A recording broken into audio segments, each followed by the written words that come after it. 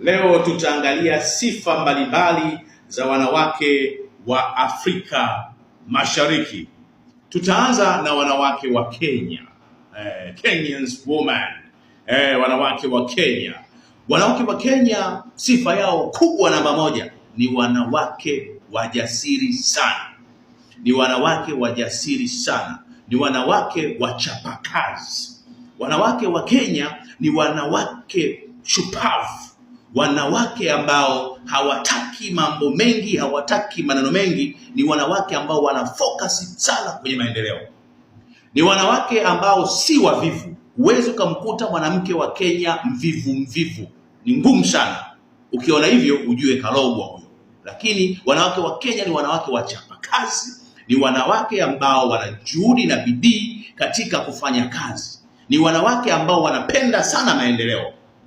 Wanawake wa Kenya hawataki maneno mengi, hawataki kelele nyingi. Ni wanawake ambao wanataka vitu vizungumzike, vifanyike na vionekane vikifanyika. Hao ni wanawake wa Kenya. Lakini ni wanawake ambao wako very smart, ni wanawake ambao wako very bright, ni wanawake wenye uelewa wa kutosha sana. Unapokutana na mwanamke wa Kenya, maana umekutana na mtu na nusu. Huwa nasema ni mtu na nusu, yaani ni zaidi ya mtu, ni zaidi ya mtu, ni zaidi ya mwanamke. Mwanamke wa Kenya ana uwezo wa kufanya kazi zaidi hata ya mwanaume. Wako more powerful. Wanawake wa Kenya ni wanawake ambao nasema kwamba wana focus sana kwenye maendeleo.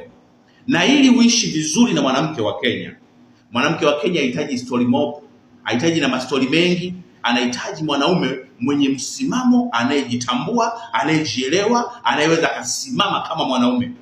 Na ndio maana muda mwingine unaweza kusema wanawake wa Kenya ni wakorofi. Si wakorofi in such, ila hawataki maneno mengi, hawataki longo, hawataki uongo. Wanataka unyooke hivi, uwe straight.